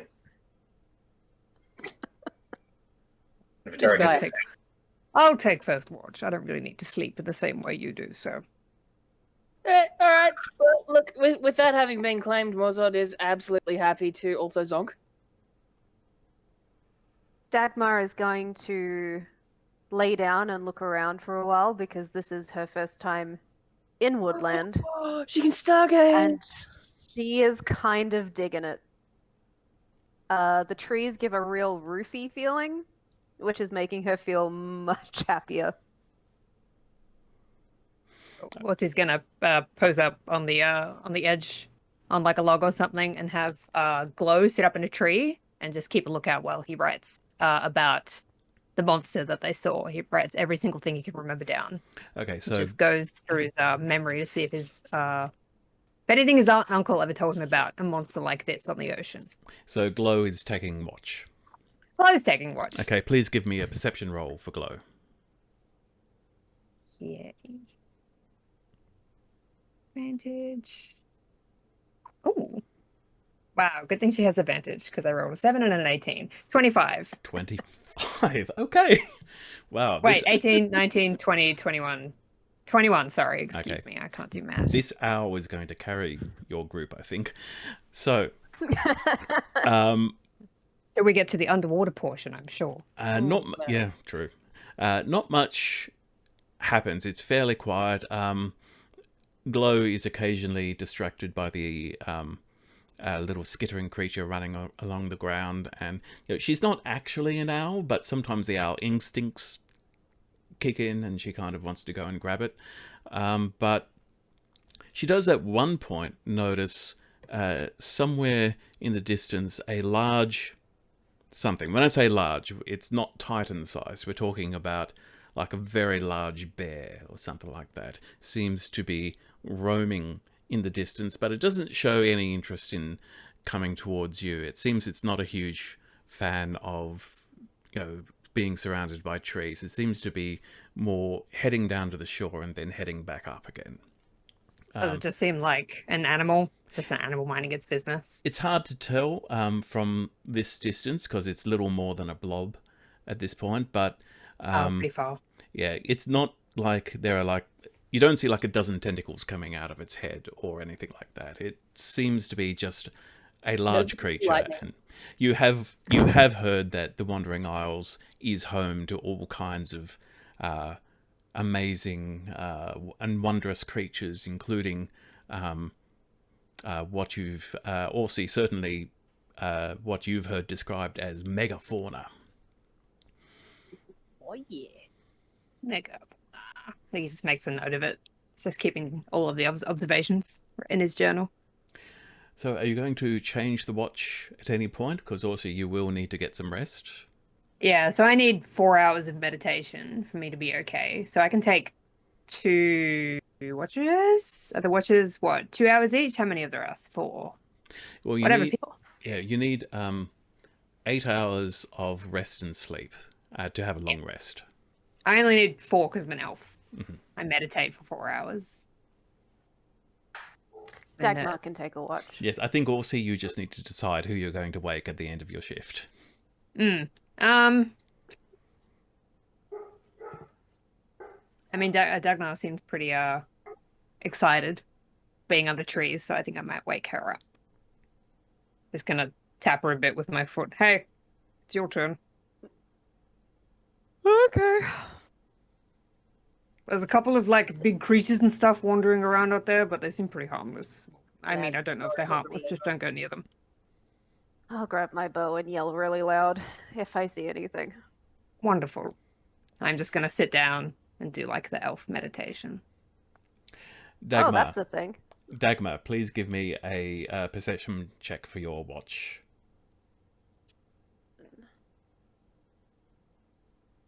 It's a 2. Wow. You see stars. It's a beautiful night, and you really do lose yourself in the magic of this alien environment. All of the little sounds around you, all of the smells, the occasional dark shape flitting across the sky above you. Maybe bats, maybe birds, maybe dragons that are really, really high up. But Or really small. you just have a lovely, dreamy night. And but the time comes where you realize you need to probably get just a few more hours proper sleep if you're going to be properly rested. So you need to hand over the watch to someone else. Who does Dagmar wake? Dagmar's gonna give a cheeky little kick to Vitericus. He can't see crap. Since he What? Bloody heroes. There is a campfire. True. What? wakey wakey. What? It's not morning yet. I need to go back to sleep, so if you hear anything, yell. I can do that. Good man. Vitericus, please give me a perception roll with disadvantage. Yes. Because you're trying to perceive areas that are not being lit by the campfire.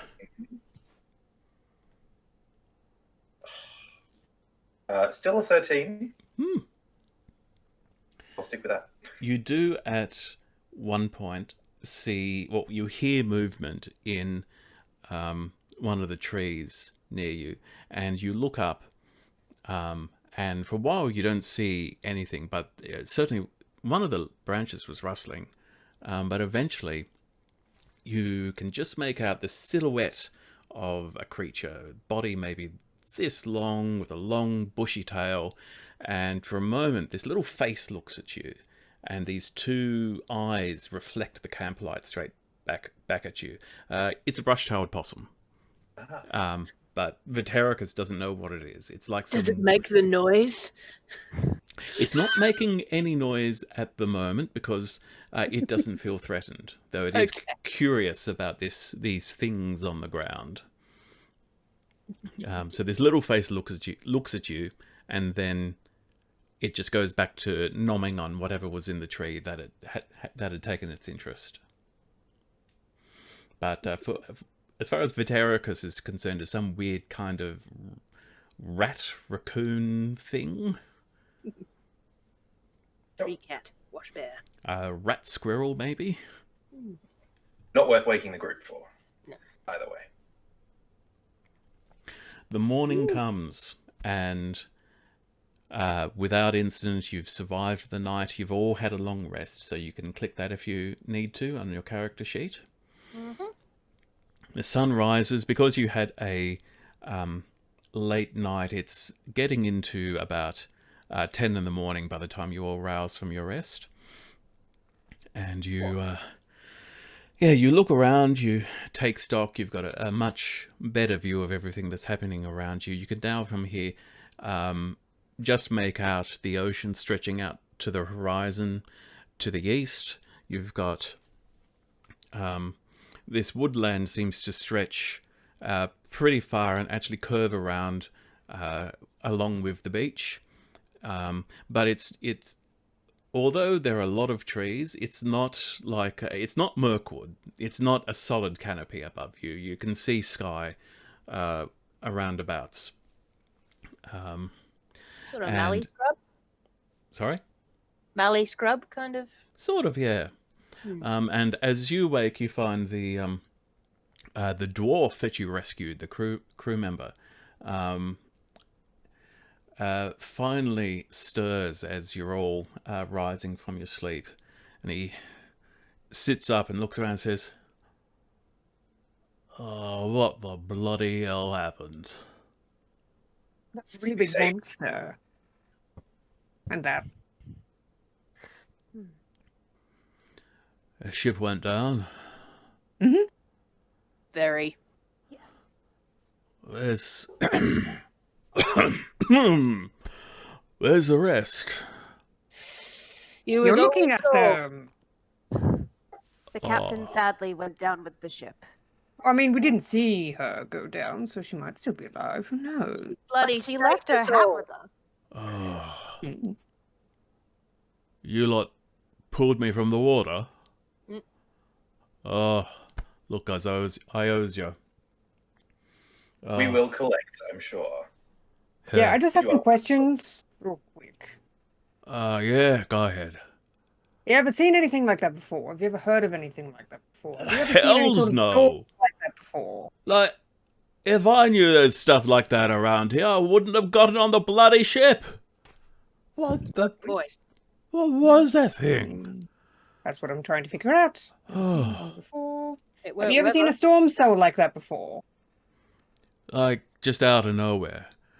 Look, I've heard tales, like sailors, they say all this stuff about, dragons in the water and, like, storms that just come out of nowhere, sink a ship, and then,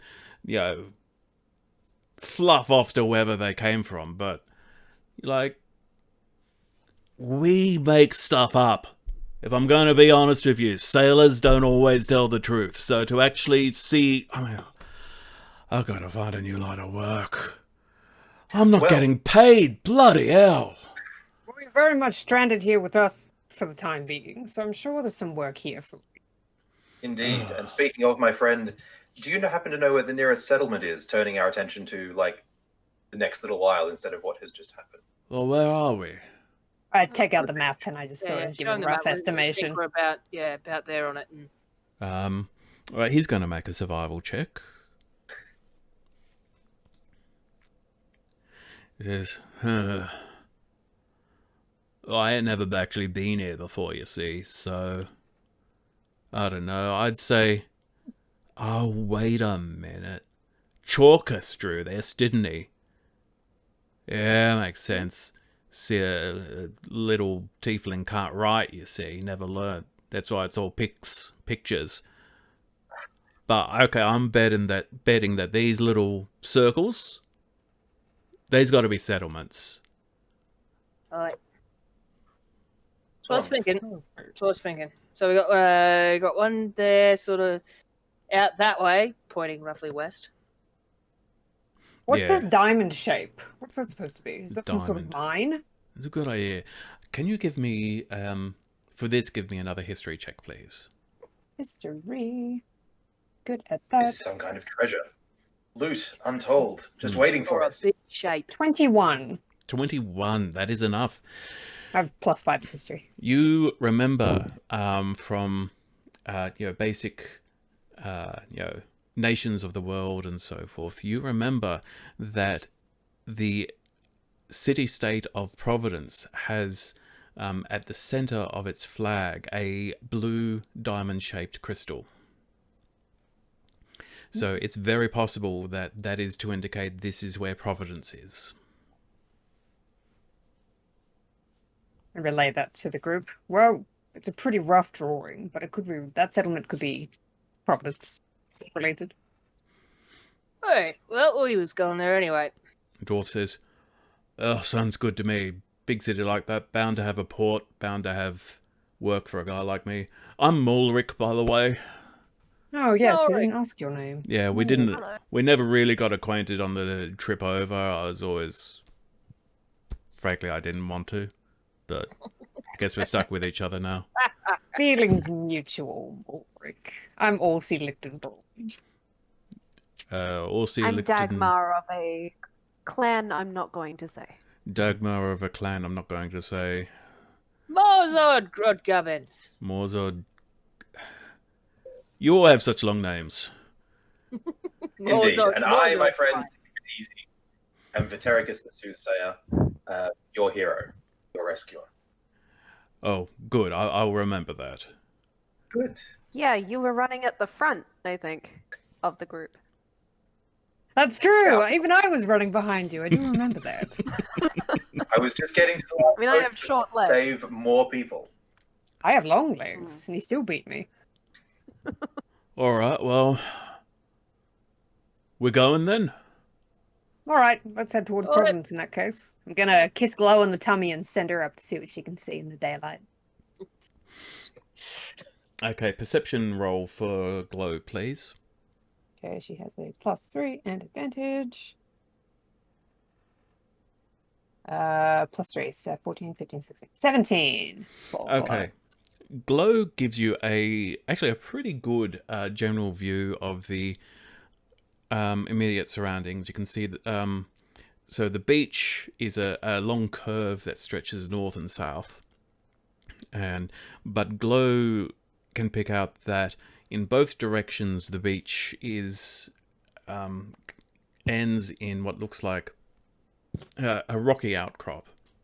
So if you were to try and follow the beach, you would eventually have to go inland and possibly climb up. But there's also woodland running all the way up and down. So it's a question of, you want to follow the beach, then duck inland and head and hope there's more beach to follow, or do you want to head west? And Glow gets the impression that the woodland there stretches for a few miles, but it might then open out into more open environment. Do we want to walk along the beach and hit? She saw a rocky outcropping. If we do hit it, we're going to have to go around it to continue forward along the beach, or we can go through the wood. My vote is for the woods. Woods is nice. I didn't hear anything dangerous while we were on watch. Biggest thing out there is a rat, so let's tree rats, I think. A rodent I of definitely unusual saw- size. I definitely saw something bigger than a tree rat on my watch, but it didn't seem particularly dangerous to us at a Or- distance. Woods is good. Okay, All right. so you pack up your things and you start marching westward. Now, who is going to take the lead? Lord Lichtenbrown has the compass. Yeah, I'm a navigator. I'm not really like a trudge through the forest kind of guy. The good news, you've discovered that compasses also work on land. Fascinating. All right, Look, team, if I- let's go. If I can walk Follow behind me. someone, I would All prefer right. it. Oh, We're okay. we're following that guy. I'm We've gonna keep. established that Ptericus me, is yeah. fast. Yeah, I'm gonna keep glow up in the air just to keep a watch. Okay. Good to know. Seems wise. All right, so you're making your way through the woodland. It's becoming, it does get a bit thicker as you move away from the shore, from the salty water and so forth. Again, it's still not quite Mirkwood level, but the canopy does thicken up a bit. Now, can somebody please give me, whoever is in the lead and glow, please give me a perception roll each. Wonderful. That's a 9 for Chivoy. What's that? A 12, 15 This for birthday. glow. Okay, with a 15, glow spots something a little odd, but she can't quite explain to you why it's odd. She sort of lands high in one of the trees and points out to you a spot on the ground under the tree, which is, it's like a little patch of white. And you're not sure whether it's like a very large bird poop or something else. All right, I'm just gonna grab Vatericus by his back of his robe and just be like, stop. Just a second. Wait, west. We're going west. I point out what glow pointed out to me. Look. Oh, I mean, sure, there's that. But other than that, why are we stopping? We're going west. I don't know, it seemed weird. I wanted to make a note of it. All right. Let's have a look. I'm gonna go over and have a little investigate. Okay. How close are you getting to it? Like maybe 15 feet away? Okay. 10 feet away? Give me Yeah. an investigation roll, please. Investigation. Ooh, 24. I rolled a 19. Oh, very good. It Getting looks good like rolls. it looks like a spider web, like it's made out of cobweb, but there's no real art to it. It's just almost like a pile of cobwebs have just been, splattered onto the ground there, and you're not sure why. Gonna just pick a rock up off the ground, a smaller one, and just toss it onto the webbing. Give me a ranged attack. Oh, actually, I shouldn't be too bad at that, right? I don't know. It's ranged attack. What would that be? Just go with your dex bonus plus d20. Let's do that. 17. 17. 14 plus 3. Yep. Yeah, you manage to get you toss the stone and it sort of hits the edge of this little patch of cobweb. No response. Nothing happens. Nothing bursts out from under the ground or anything like that. Odd. Vatericus, why don't you get a closer look? It would be my pleasure. And I summon Mage Hand. Mage And Hand. then quietly. Mage Hand is an invisible force, isn't it? A spectral floating hand appears at a point you choose within range. What color is it? It's kind of a. Did you ever see the movie The Frighteners? That sort of pale blue ghostly apparition. It almost looks like the hand of. I remember that movie. Look at that. Thank you. Good. Extra plug on front. It looks like, for all the world, the hand of an orc of some description, reaching out beyond the grave to apply a little bit of pressure onto this web. He makes a note that his mage hand looks like an orc hand. All right. So Left hand too, by the way. Yeah. I'm going to move everybody to a new map. Alrighty. Ooh.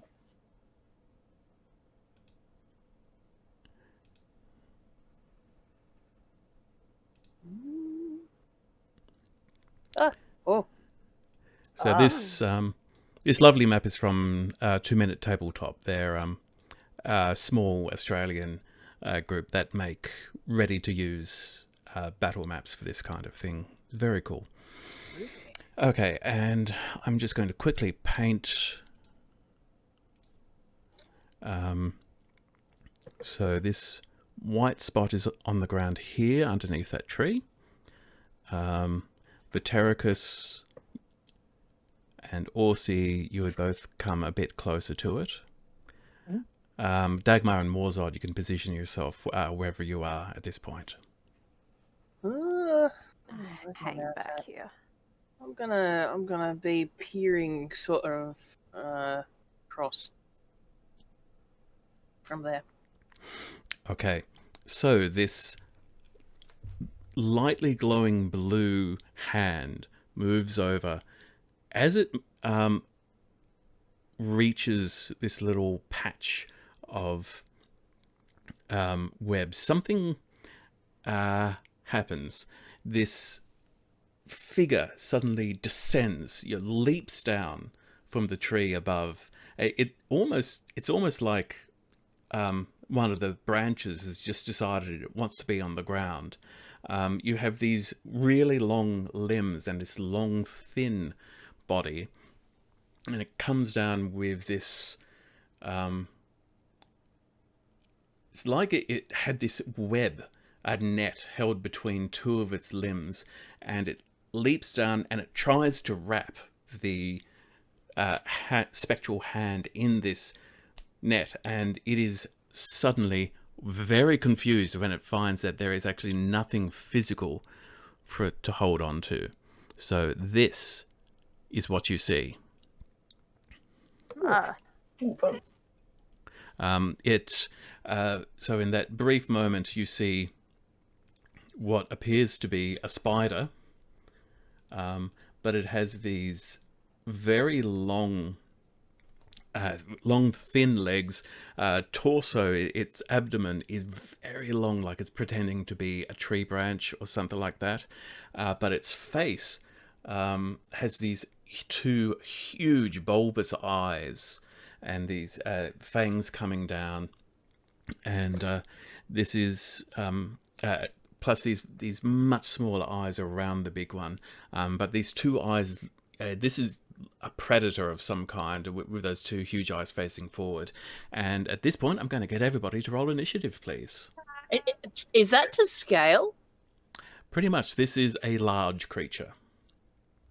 Yikes. Gotcha. Right. Welcome to the Isles. Where's my initiative? And for those watching at home, look up net casting spiders. They're real. They're not this big. I've had some in my garden. They're beautiful.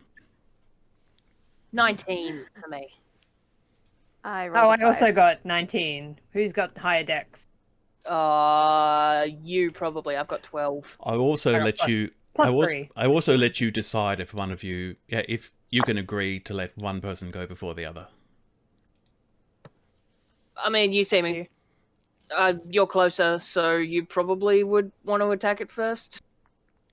Well, both of you assume I'm going to attack it, but yeah, I'll go first. Yeah, no, I'd just do something first, because you're nearer, is what I was thinking would probably be likely for what's happening. Usually as a wizard, I'm less inclined to go first, but... That's fair. Whoop, I've actually loaded the wrong encounter. She'll We be can with rock you paper, shortly. scissors. That's alright, if you're okay with me to go first. Yeah, this yeah. one. I mean, your first action can be to yell for Morzod to get over here. That's fine too. Okay, Vitericus, Yes. your initiative, Sorry, 12. and Dagmar. 5. You really don't want to fight the spider. Just not feeling good about it, to be No, honest. no, I can understand that. Very familiar with spiders in the underground, and Yeah, you not would a fan. be. Except you've never seen a spider like this before. Yeah, I like it even less. Okay, so Morzod and or Orsi, it is your turn. Okay, so I'm going to... Ooh, how far away is it? 15 feet. So it's large, right? Like its leg. So it's 10 10 feet. big. Yeah, it's 10 feet from you. Okay. Let's reach this. I'm just gonna, I guess, take 5 feet back in surprise. That's a decent yikes. As an action, would it be an action to dispel glow? Yeah. Frankly, I don't know. I don't think it'd be a full. It should be a full action, no. Okay, in that case, I'll just make glow go poof, so she's not in the tree, and I will cast Mage Armor on myself. Okay. So my AC is 16. I'll have to look it up later. I'll say that dispelling glow is a bonus action, and we'll sort it out later. I think it does say in the familiar thing. I'll read. Cool. Morzod. Has the thing actually, like, it was going for the hand, but has it sort of shown itself to be threatening to us yet? It has noticed you, and it has basically reared up its front legs. Right, so it's being threatening. Okay. It's doing the "I am scary to you" move. Being not entirely familiar with D&D, is there a, like, sort of brace for impact, wait to see what it does action that I can take? You can ready an action where you basically say, here is the trigger, and here is what I will do if that happens. Right, which I want to do... Ooh, I suppose you can't say... I can only choose one thing. I can't say if it does this or if it does that. Basically, you're using your movement or your reaction to prepare something, and then you're holding the rest of it until... So you can say, I'm going to do one thing. It can be an attack, it can be cast a spell, it can be a movement. Yeah, look, I think if it, like, attacks, if it rears and jumps or anything like that, then I want to say, yeah, then Morzod's going to rush it and hit it, but he sort of wants to see what it does first. Okay, that's cool. Vitericus. Vitericus is a bit closer than Morzod, so I'm not particularly happy about this, but I'm going to regain a little bit of my composure and go, oh, I'm sorry. Did you jump on my mage hand? How embarrassing for you. And I'm going to hit it with Vicious Mockery. This poor spider. That's a wisdom throw. Wisdom save, sorry. Is 14 good enough? It is. That's a shame. Wow. Wise spider. It rolled really well. So it takes no damage or half damage? Takes no damage. Okay. So the spider... No disadvantage. These huge bug eyes, literally, just stare back at you, and it doesn't seem to be at all fazed by your mockery. Do you want to do anything else? I feel like if I back out, it's going to hit me, so I'm just going to stay there and put on a brave face. You can disengage, but only... Yeah, but it has Vicious Mockery is an action. Yeah, it has to be an action rather than a movement. That's fine. Okay, yep. So you... okay, so you stay where you are. Dagmar. Yeah, I'm going to predictably try and shoot it in its scary bug face with my arrow, with my short bow. Okay. Please roll to which attack. Is I've got a 19 for hit. Phew. That is definitely a hit. And we've got 7 damage. Okay, now do you also get sneak attack because this creature is already engaged in melee with one of your allies? Trying to remember. I do have a sneak attack in here. Shall I roll that? Yeah, roll that amount. I'll just double check that it applies. That one's a 6. Okay, beginning at first level, if you had an advantage on the attack roll, you don't need an advantage if another enemy of the target is within 5 feet of it. There you go. So yes, you get a sneak attack bonus. Cool. So it's the base damage you rolled plus your sneak attack damage. So that's 12 total. Oh god, love I'm bad this. at maths. 13. I love this dwarf. 13. 13 damage. Okay. Whew. She's a simple creature. She likes to shoot. She does it well. Is that with a bow or a crossbow? That's with a short bow. Short bow. Okay. So, yes, you all see. This creature comes down. Orsi steps back. Vitericus tries to embarrass it to death. And Morzod immediately whips out the short bow and takes a shot. Not Morzod, Dagmar. Sorry? Not Morzod. You said Dagmar. Morzod. Thank you, Not me. Dagmar. Yes. Morzod, an arrow whistles past your head and strikes this spider in the thorax. It immediately reels back. It doesn't make any sound, but it looks like it's actually been quite badly hurt by that one shot.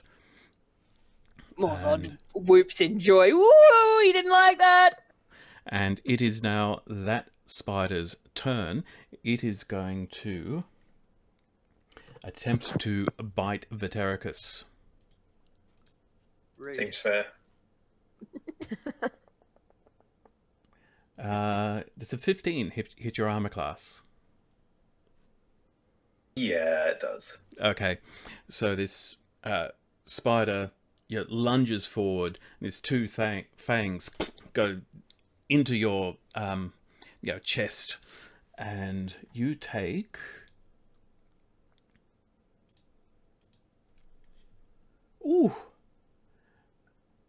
11 points of piercing damage. And please give me a Constitution throw. Oh, wow. Rather not. Constitution save. Yes, a Constitution save, yes. Hopefully it's a save. Oh, That is a 13 on con. Ooh, that is just good enough. Yay. That means you only take half damage. Ah. Ooh. Well, it rolled... On the bite attack, it rolled maximum damage. On the poison, it rolled 2 ones. So you take You're okay. You take 1 point of poison damage and are not poisoned because you succeeded in that save. wow. Okay. And The piercing damage is still 11, though? the bite damage was... Oh. Yeah, full 11 points of bite piercing damage plus 1 point of poison damage. And How do you get a taxi home from a morning like that? What's up, And- save me? that is the spider's turn. And it is back to the top. It is Morzod or Orsi's turn. Right. Up to you. Actually, I think we. Morzod, I was first. you actually get your free attack on it. Yeah. Oh, yeah. Now, do I need to move before that, don't I? I'm going to rush and bounce it. Yep, go ahead. Yep, so I'm going to jump ahead there, and where is my... Sorry, how do I... This? Actions.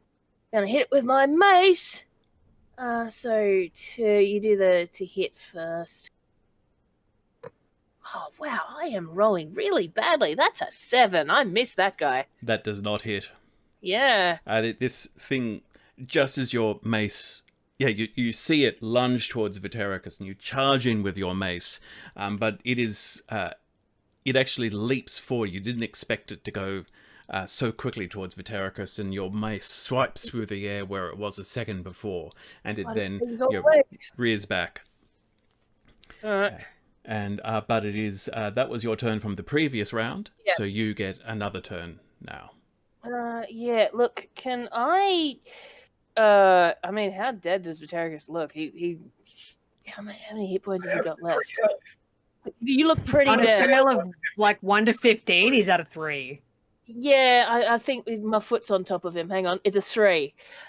Look, can I want to grab him and drag him away from Big Spidey.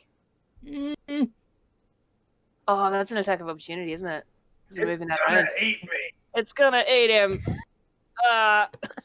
No, yeah, so I don't want the attack of opportunity. Well, I can try and attack him again then, I think. That'll probably be the best thing, because that thing did get pretty neatly arrowed. So, I guess I'll roll another attack then. Okay, We'll do go that. ahead. We'll do that. Alright, that's better. That's a 14. 14 hits. Yep, okay, rolling for damage.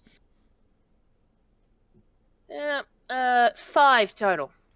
5 points of bludgeoning damage, I assume. Yep. That bludgeon. Cool, and you crack it on. You crack your mace over one of its legs, and it stumbles a bit, and it looks like, this spider is quite badly hurt now. Orsi. Go away off Oh, my also, breath. it is an action to dismiss a familiar. So Okay, we'll remember that for next time. going forward. Yeah. I will 5, 10, 5. Oh wait, sorry. Hang on. Where was I? 5, 10, 15, 20. And I will look at the spider and say, I can do that too. And I'm gonna tap my hand on my spell book and cast Lightning Lure. So that is a strength save of 13. Gonna make a lash and try and drag it. It rolls a natural 20. Okay. I got the tree instead. I totally missed. And sadly, you don't pull the tree down, despite your best efforts. What happens to everybody? Well, that's my turn. Okay, and you know who I totally forgot? Mulric. Oh, is- hey.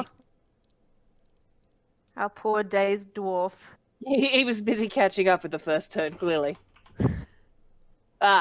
Hey. Okay, Dwarfness increases. and their name is not my new character. Hey, It's okay. Leave this bit on the cutting room floor. all right. So, Mulric charges in, and you see he doesn't have any weapons of his own. He no longer has the cutlass that he was wielding aboard the ship, but he has found a piece of just a fallen branch on the ground, which is wielding 2 hands, and he takes a swing at the spider with a roar of "Roar!" and he rolls a natural 20. Wow, Maury, Hey. save us. Suddenly, dwarf out of nowhere.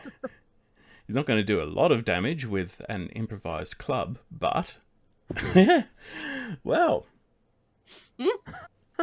Max damage and crit. Let's go. that's enough.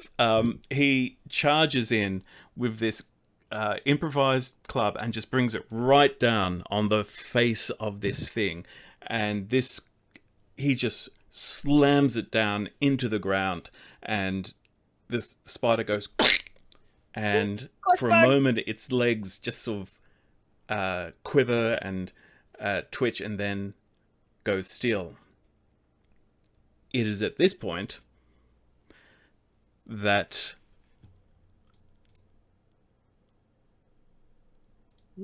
another one appears. Oh my god. Oh yeah, Ah. buddy. It was waiting for a lone target. Oh no. And so, Dagmar, please give me a dexterity saving throw.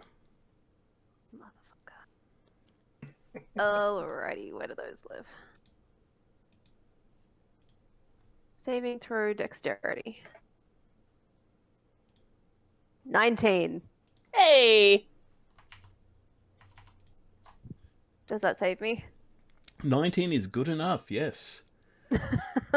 So you avoid being entangled in web, and you manage to... I'll just get the spider out of the way. And you manage to actually roll to one side as this thing leaps down and tries to wrap you up in this net that it had prepared.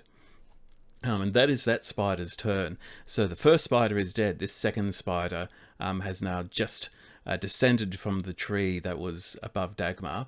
And it is Vitericus's turn. Yes. Well, to start with, I'm going to Dagmar and say, well done, Dagmar. Never doubted you for a second. You are absolutely the best at shooting your bow. and kick a Bardic Inspiration her way. So feel free to be inspired by that at your leisure. And then I'm going to break out the gong again, and exactly the same as our boss fight on the boat. Get the gentle rumble going, whisper at the spider, and then hit the back of the gong and send all that energy out into it for a dissonant whisper, which is a wisdom throw. Okay. Nope, that is a failure. These spiders be wise. I know, right? So that is 10 damage out of Dissonant Whispers. And it must immediately use its reaction to move as far as its speed allows away from me. Oh, wow. Which Okay. I suspect provokes an opportunity attack if it gets away from Dagmar. Maybe not. It can move quite some distance. It's just a question of, is it going to... Yeah, Does it's it not... eat itself into the underbrush? It's actually going to try and climb back up into the tree above you. So it's climbing up the trunk of this tree over here. So Dagmar, you do get an attack of opportunity if you have a melee weapon ready. I do. I have a short sword. Okay, please attack the spider, if you want to. Yep, so that's a 15 to hit. Which is a hit. And we have 8 damage. Whew. So you give it a slash as it goes past, and you actually manage to chop the end off one of its legs. And because it is running up the trunk, it's getting out of range of both Orsi and Morzod, who both also have attacks of opportunity as this thing flees from Vetericus in the what it considers to be the safest direction, which is up. All right. Well, look, so I want to just take a swing at it, see if I can smash out another one of its legs, I guess. How to attack of opportunity? Just regular roll to attack? Yes. Yeah, okay. With whatever weapon you're using. Yep, that is a 20 total. Oh, that definitely hits. Yeah, and max damage, 8 total. 8 total. And sorry, Orsi, you don't even get a shot at this. As this spider starts to clamber up, so Dagmar takes a leg off, and the creature is staggering as it climbs up, and then it just gets this mace in the face. And it basically crunches into the trunk and then slides down, falls down onto its back. A few twitching legs, and it's dead. Yes, that's how that feels. Oh, my chest. And as you look up into the trees above you, you can see that you don't seem to see any more of these creatures lurking in the trees immediately above you, but you can also see just how easily they'd managed to disguise themselves, because they look exactly like tree branches when they're standing still. Even now that they're dead, they already look like they've just almost disappeared into the fallen leaves and branches on the ground. And okay, can somebody give me a perception check, please? Perception. Let's see what we've got. Suspect I'm too busy just poking at the fang holes in my chest. Yeah, dying a bit, as you I'm do. just gonna tickle Glow on the chest and be like, "Oh, you nearly got Vetericus Next eaten time by a it spider, out. you naughty girl." I've got a 13 on perception. Okay. Morzod, were you rolling perception? Look, I've got a +2 on the perception. Has anyone got better than that? Go ahead and Horsey's roll. not paying attention. Go for it. Alrighty, perception it is. Let's see here. Whoa! Oh no, okay, that's not a 1, that's a 7. Alright, I was gonna say, I see a taco. It's a 9 total. Okay. Dagmar, one thing you notice, so the tree trunk that spider was climbing, there is something that was hitherto unnoticed by any of you because it is so cleverly camouflaged, there is some kind of lizard. It's not very large, it's only about this long, but it's just holding on to the side of the trunk, and it seems to have its head slightly turned towards all of you, as if it is as if it has been observing you through this entire fight. I'm going to, just to help you all visualize it, it is a goanna, but it seems to be a young one, some kind of lace monitor. And I think with that, we're going to leave the session here. So you've Cliffhanger on a lizard. You've survived a shipwreck, you've made it to shore, you've survived an ambush from a pair of net casting spiders, you've rescued one crew member, and you are now Very useful. hopefully on your way to the city-state of Providence, looking for new opportunities and a new start to your life. Thank you very much, and thank you everybody who has been watching. We will have a new episode next week, I hope, if everything goes well. And we will be talking a bit more about future plans for the show. But we're going to sign off with just telling you a bit about how you can find out more about us and what we do. So as I mentioned, my name is David. You can probably best find me on Twitter, where I am at David C. Simon. I occasionally post about D&D and video games. I also put up a lot of bird photos, so be looking out for those. If that's not your thing, it might not be the best place for you to go. April, please sign off. Yes. I'm also mostly on Twitter. I'm at April Prime. I'm also at April_Prime, excuse me. Also on Instagram with the same handle.